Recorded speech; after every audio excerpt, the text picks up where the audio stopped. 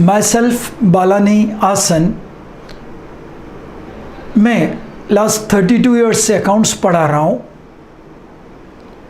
Accounts is the most exciting and useful subject. A good accounting system is essential for the growth of a business. क्या आपने क्या कहा कि आपको ऐसे कहा गया है 11th में बुक कीपिंग पढ़ाएंगे? बेटा, जैसे आपको पता होगा कि लायन के यंग वन को क्या कहा जाता है? कब। सो अकाउंटेंसी के यंग वन को बुक कीपिंग कहा जाता है। अब आप कंफ्यूज हो गए कि सर ऐसे क्या, सब्जेक्ट में भी यंग वन? बेटा, जैसे साइंस के अंदर फिजिक्स, केमिस्ट्री, बायोलॉजी अलग अलग होता है, वैसे एक्चुअली अकाउंटेंसी का जो बिगिनिंग है वो बुक कीपिंग से होता है। जब प्रैक्टिकल लाइफ की बात आती है तो जो day to day transactions books में रिकॉर्ड की जाती है, उस पर्सन को बहुत टेक्निकल नॉलेज की ज़रूरत नहीं होती है। He is called book keeper. लेकिन जब हम एडवांस लेवल पे जाते हैं, उसमें उन अकाउंट्स में से एनालिसिस की जाती है, रिपोर्ट्स बनाई जाती है, इंटरप्रिटेशन की जाती है, और ये जो काम करता है that person is known as accountant.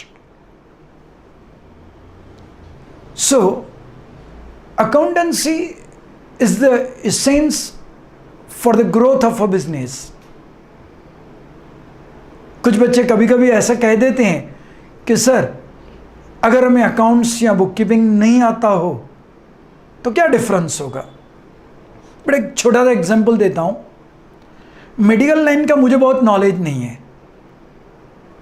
मुझे ये नहीं पता है कि लो ब्लड प्रेशर और हाई ब्लड प्रेशर लेवल की उसकी लेवल क्या होती है, शुगर लेवल क्या होती है, मुझे नहीं पता, रियल में नहीं पता।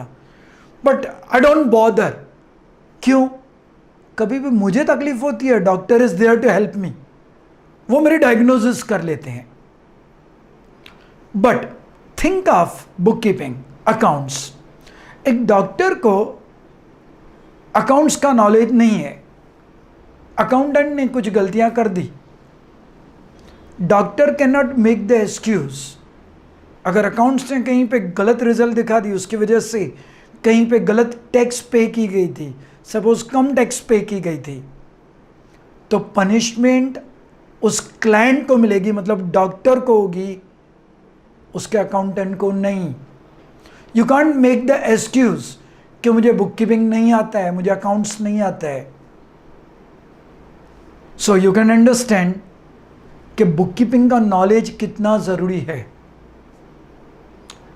काफ़ी बच्चे ऐसा समझते हैं कि बुक कीपिंग मतलब, काफ़ी लोग इसको रिकॉर्ड कीपिंग भी कहते हैं, that is one word use for book keeping, nothing wrong. Even book keeping और अकाउंटेंसी इंटरचेंज किए जाते हैं। लोग अकाउंटेंसी को बुक कीपिंग मानते हैं और बुक कीपिंग को अकाउंटेंसी मानते हैं, but that is not very important. That is not very important really speaking.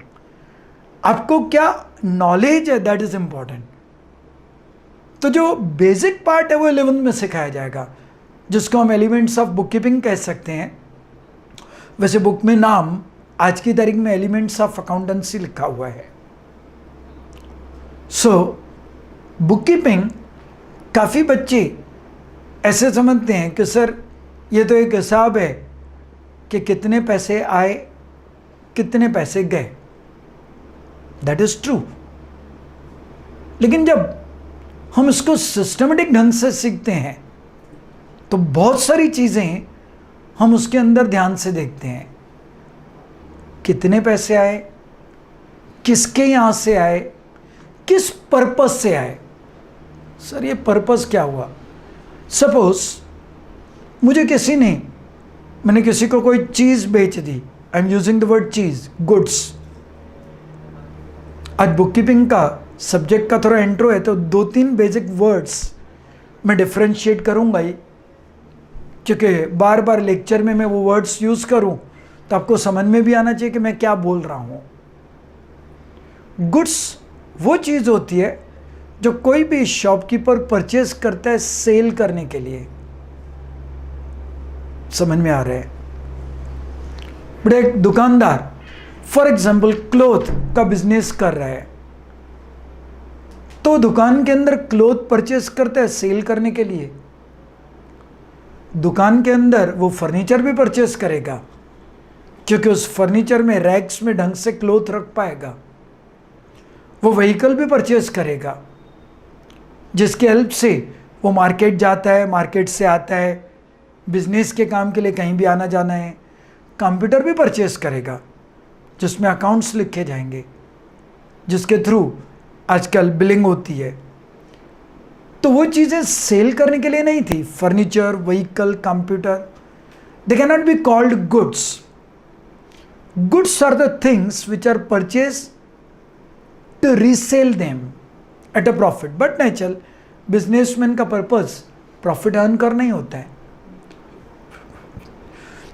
तो जब मैं आपसे बात कर रहा था कि मेरे पास पैसे आते हैं, तो कितने पैसे आए, कहां से आए, किस पर्पस से आए, वो भी हम इसके अंदर एनालिसिस करके बाद में रिकॉर्ड करते हैं।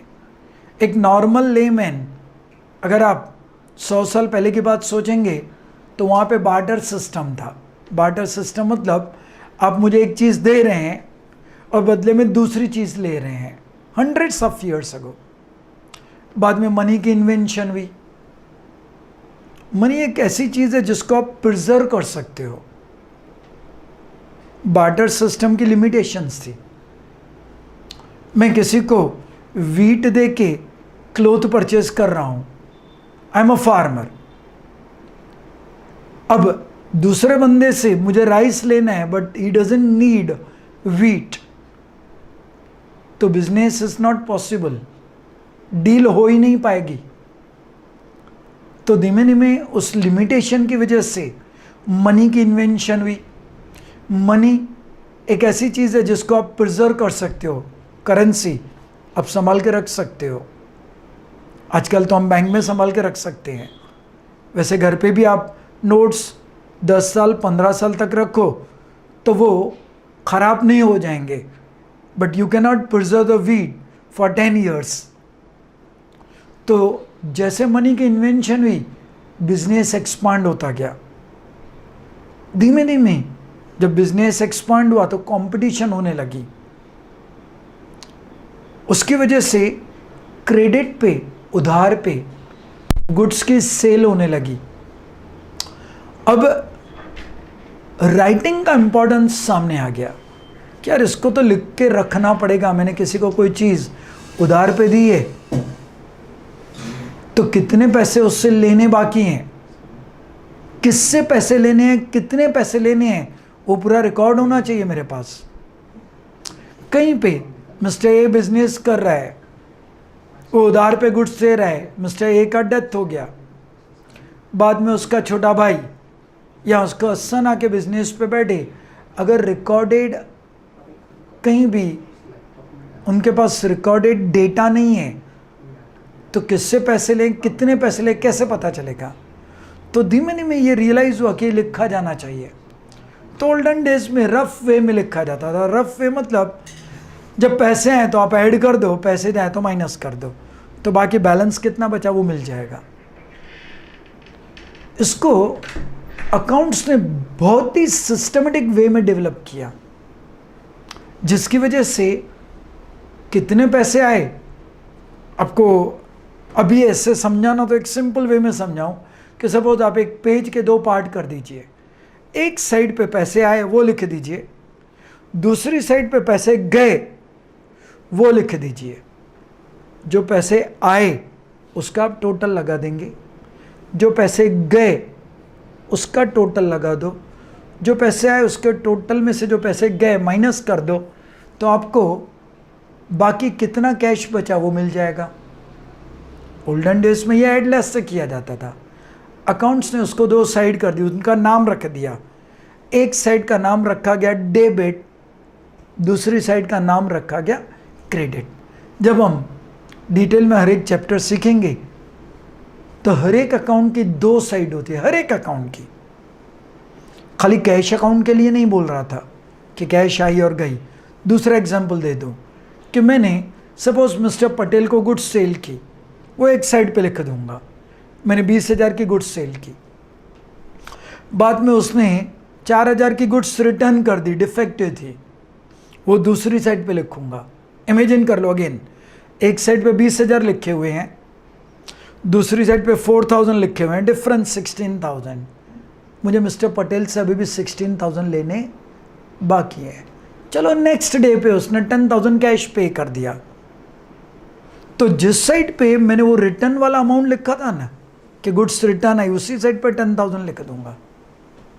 एक साइड पे 20,000 जो गुड्स सेल की थी, दूसरी साइड पे 4,000 की गुड्स रिटर्न आई थी, उसी साइड पे 10,000 कैश आई।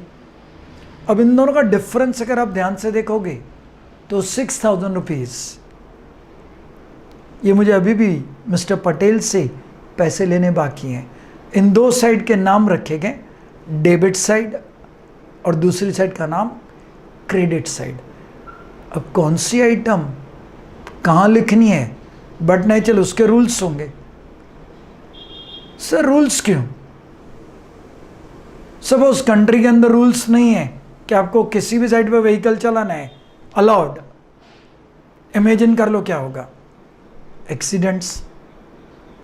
अच्छा, मैं कोई चीज़ डेबिट साइड पे लिखता हूँ, वही चीज़ मेरा ब्रदर, उसको पसंद नहीं है डेबिट साइड, वो क्रेडिट साइड पे लिखता है। Is the interpretation possible? Not possible. तो उसके सिस्टमेटिक रूल्स हैं जो हम इस सब्जेक्ट के अंदर पढ़ेंगे।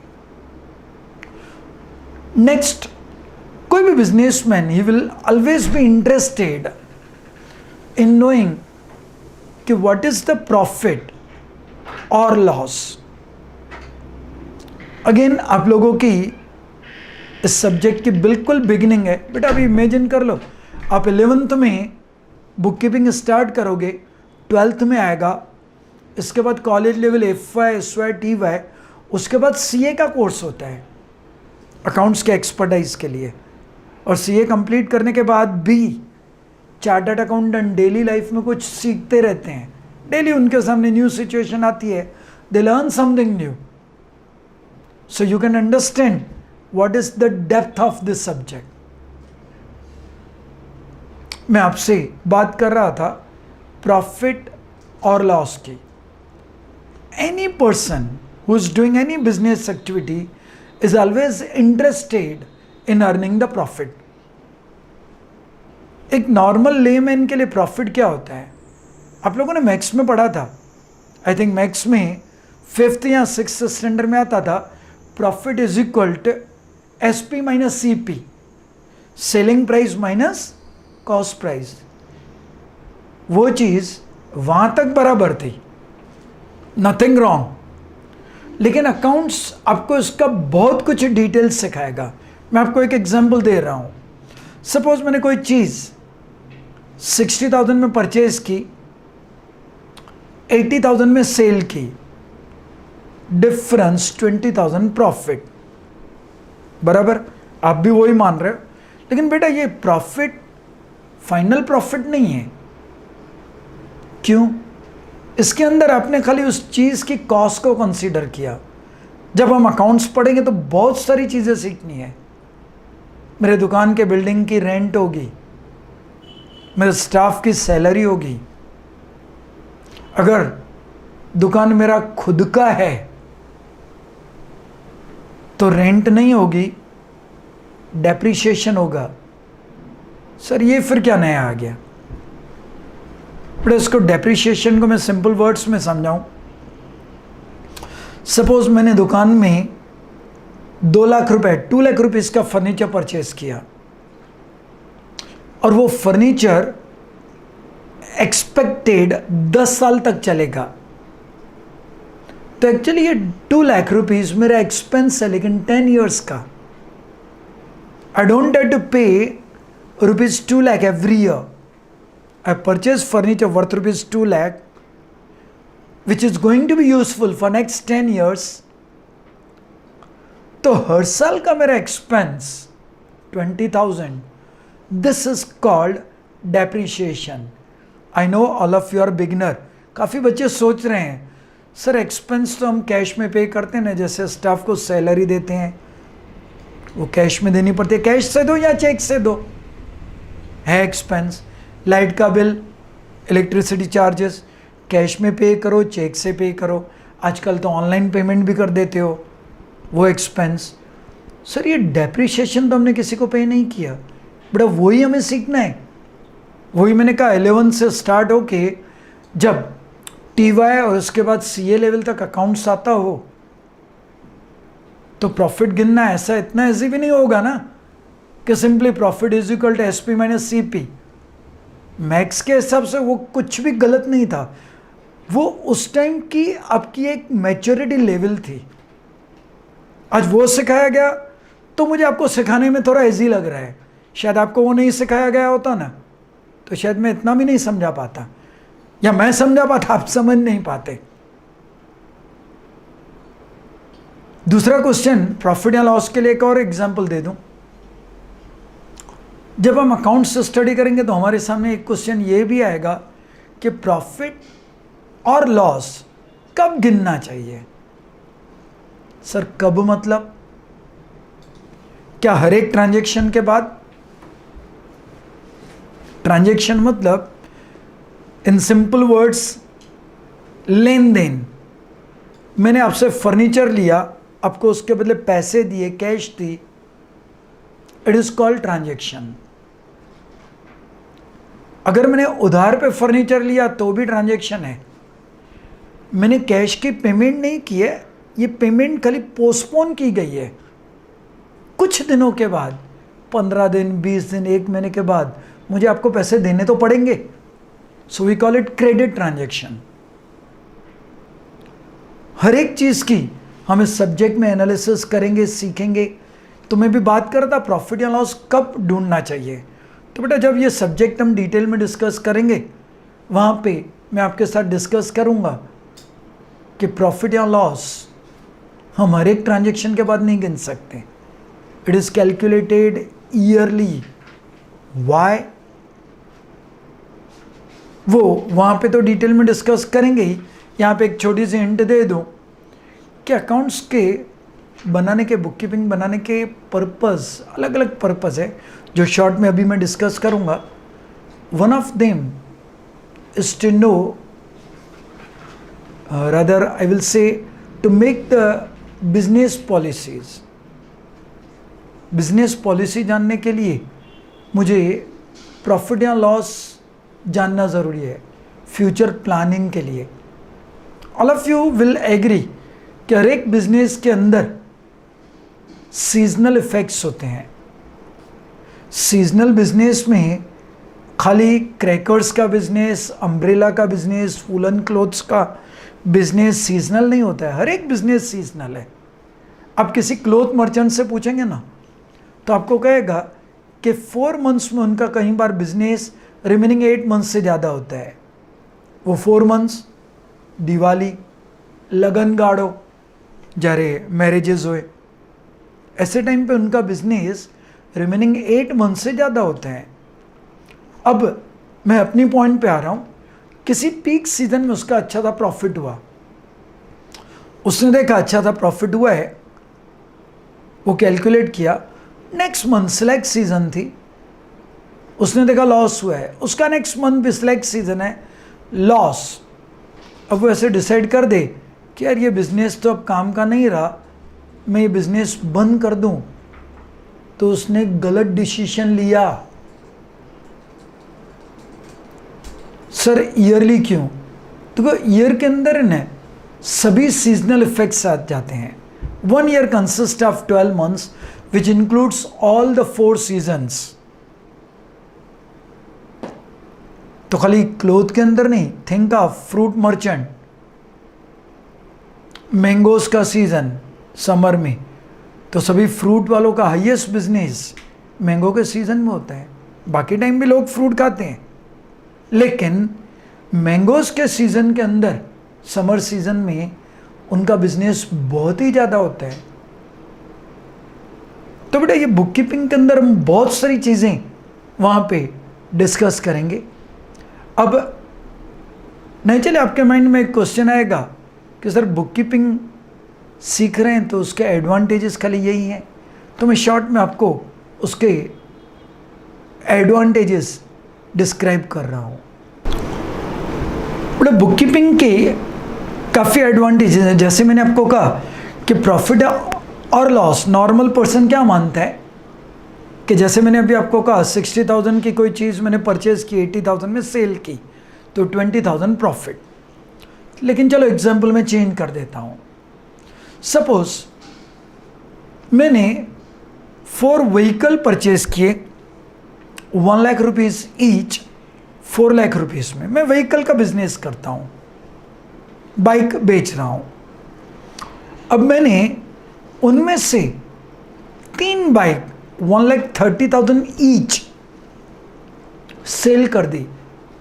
Total amount 1,30,000 into 3,90,000। मैंने परचेज की थी 4 बाइक 4 लाख की, 1 लाख ईच। उसमें से 3 बाइक मैंने सेल कर दी, टोटल 390। अगर मैं आपको मैक्स का फार्मूला सिखाऊं, profit is equal to selling price minus cost price, तो selling amount was 390 and cost was 4 lakh. It seems 10,000 is a loss. But this is not correct. Why? 1 lakh की bike अगर मैंने 130 में सेल की तो but natural 30,000 profit है। मैंने अभी और एक्सपेंसेस कंसीडर नहीं किए, वो तो अलग है। सेलिंग प्राइस और कॉस्ट के डिफरेंस को मैंने कहा सब्जेक्ट के डिटेल में जब जाएंगे we call it gross profit. लेकिन यहाँ पे भी ग्रॉस प्रॉफिट भी करेक्ट नहीं आया, क्योंकि जो 1 अनसोल्ड बाइक थी उसको मैंने कंसीडर नहीं किया। जो अनसोल्ड बाइक है it is called stock.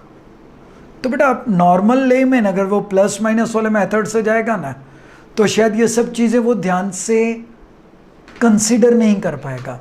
But when you study this subject you learn all these things in detail.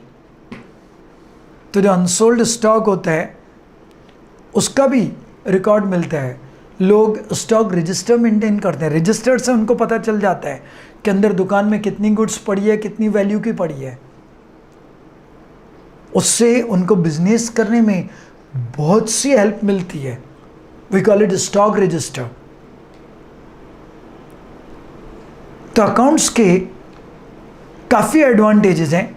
जैसे मैंने आपको कहा कि कितने पैसे आए, कितने पैसे गए, किससे कितने पैसे लेने बाकी हैं, किसको कितने पैसे देने बाकी हैं। In simple words, what are total receipts, what are total payments, what are my receivables, कितने पैसे मिलने बाकी हैं, वी कॉल इट रिसीवेबल। कितने पैसे देने बाकी हैं, पेएबल्स, कितना अमाउंट देना बाकी है। सिमिलरली अगर मैंने लोन लिया है तो लोन का अमाउंट कितना अभी भी आउटस्टैंडिंग है। Anyone would like to know कि मेरे पास क्या क्या एसेट्स है, what I own, owner word you know, what I own, OWN, and what I owe, मुझे क्या देना बाकी है। तो अकाउंट से आपको यह भी पता चलता है कि कितने लोन आउटस्टैंडिंग है। आप अकाउंट्स ढंग से बनाते हैं तो आप बिजनेस पॉलिसी अच्छी तरह बना सकते हैं।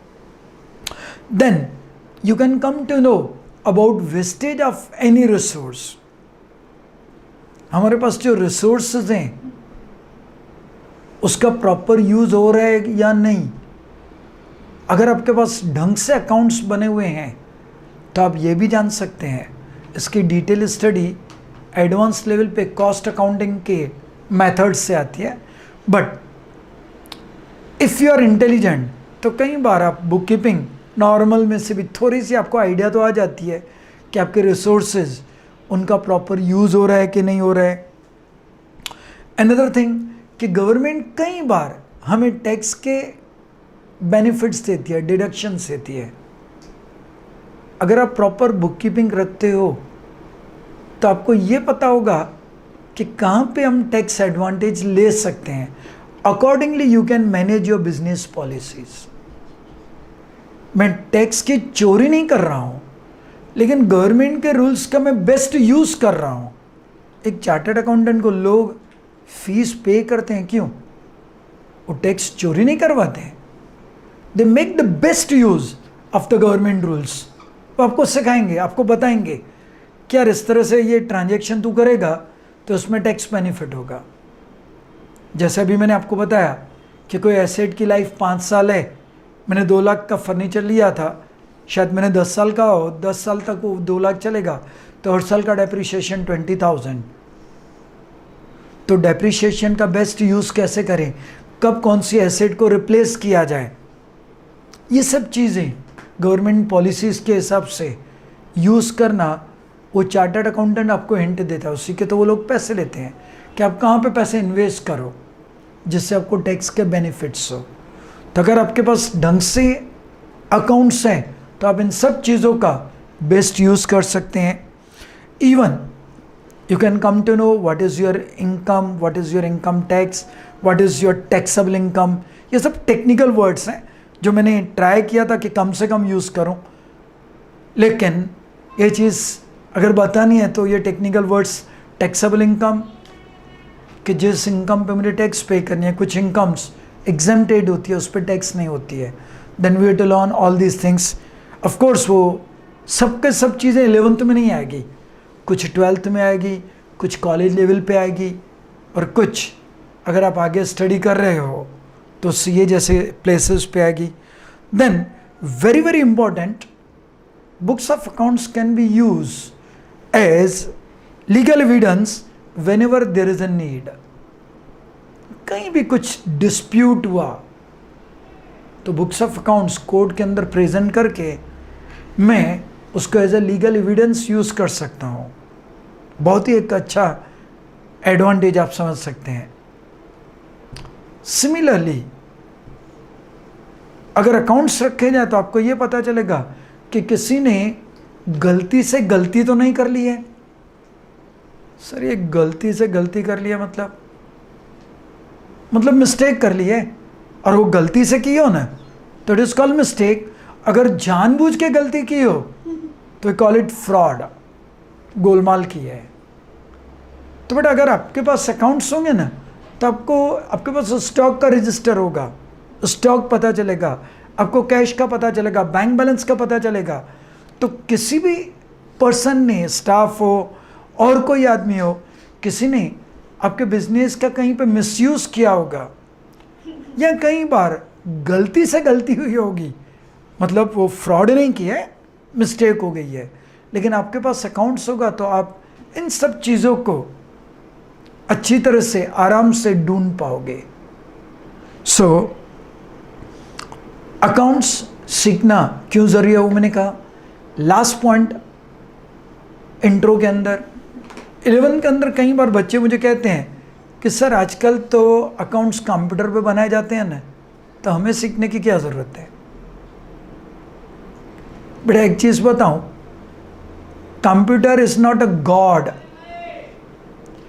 कंप्यूटर आपको अकाउंटिंग इफेक्ट्स देगा, लेकिन एंट्री, वो जो ट्रांजैक्शन है वो इंसर्ट आपको करनी होगी।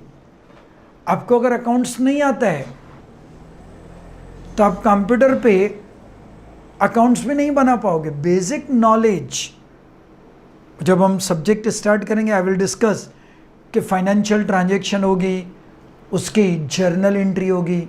अगर आपको जर्नल एंट्री नहीं आती है तो you can't use even computer for your accounting system. उसके लिए आपको एंट्री तो आनी चाहिए। आपको ऐसे नहीं सोचना है कि कंप्यूटर पे अकाउंट हो रहा है तो अकाउंट्स का कोई इंपॉर्टेंस नहीं रहा।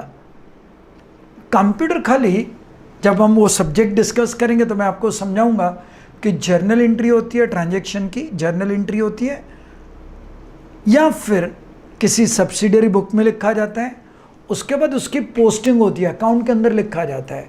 तो कंप्यूटर वो पोस्टिंग का काम ऑटोमेटिक कर देता है। एंट्री तो हमें बनानी है। अगर हमने एंट्री गलत बनाई तो कंप्यूटर रॉन्ग रिजल्ट देगा। That is why we call it garbage in garbage out. अगर आप कंप्यूटर को डेटा ही गलत दोगे तो नेचुरली वो रिजल्ट गलत देगा। तो बेटा ये पहले तो आपके माइंड में क्लियर होना चाहिए कि अकाउंट्स कंप्यूटर पे आ गया डजंट मीन कि अकाउंट्स ऑटोमेटिक हो जाएंगे। तो जो कुछ भी हम 11 में सीखेंगे वो आपके आगे के करियर के लिए सबसे इम्पॉर्टेंट बेस है। जैसे मैं ऐसे कहूँ कि किसी बच्चे को अल्फ़ाबेट नहीं आता हो, ABCD नहीं आता है, आप उसको इंग्लिश सिखाने की कोशिश करो, नहीं सिखा पाओगे। आपको ऐसे लगेगा कि बच्चे के पास दिमाग नहीं है, बच्चे को ऐसे लगेगा कि आपको सिखाना नहीं आता है। सिमिलरली आगे चल के आपको अकाउंट्स में फील्ड में कहीं भी जाना हो, आपके बिजनेस के लिए ढंग से अकाउंट्स यूज़ करने हो, तो 11 का अकाउंट सबसे ज़्यादा इम्पॉर्टेंट बेस। मैं पर्सनली ऐसे मानता हूँ 12th से ज़्यादा इम्पॉर्टेंट अकाउंट्स 11th का है, जहाँ पे आप बेस सीखते हो। सो आई होप आपको इंट्रोडक्शन पार्ट मैंने काफ़ी ढंग से क्लियर किया है। No doubt all of you are beginners, so आपकी भी कुछ लिमिटेशंस हैं, मेरी भी कुछ लिमिटेशंस है। बहुत टेक्निकल वर्ड्स मैं यूज़ नहीं कर सकता अभी, because I know all of you are new, but I hope जितना मैंने कहा है लगभग एक लेमैन के लैंग्वेज में यूज़ किया है और आपको आराम से समझ में आएगा। तो बेटा अभी अगर आपको ये लेक्चर बहुत अच्छी तरह समझ में आया है, मतलब मुझे तो श्योर है आपको समझ में आया ही है, तो नीचे नीरू क्लासेस के यूट्यूब चैनल को आप सब्सक्राइब कर देंगे। 1 जून से हम आपके लिए 7 डेज के डेमो लेक्चर्स ला रहे हैं। उसमें आपको अकाउंट्स का बिगिनिंग अभी तो स्टार्ट होगा, मैंने कहा पूरा ईयर चलने वाला है, तो वो सब कुछ सीखने के लिए आप नीचे लिंक दी हुई है, उसमें आप गूगल फॉर्म फिलअप कर देंगे तो आपको नेक्स्ट 7 डेज के demo lectures without any cost आपको प्रोवाइड किए जाएंगे। You will get the link, और वो आप देख के आपको आइडिया आएगी कि आगे आप लाइफ में कैसे कैसे आगे बढ़ सकते हैं। ओके।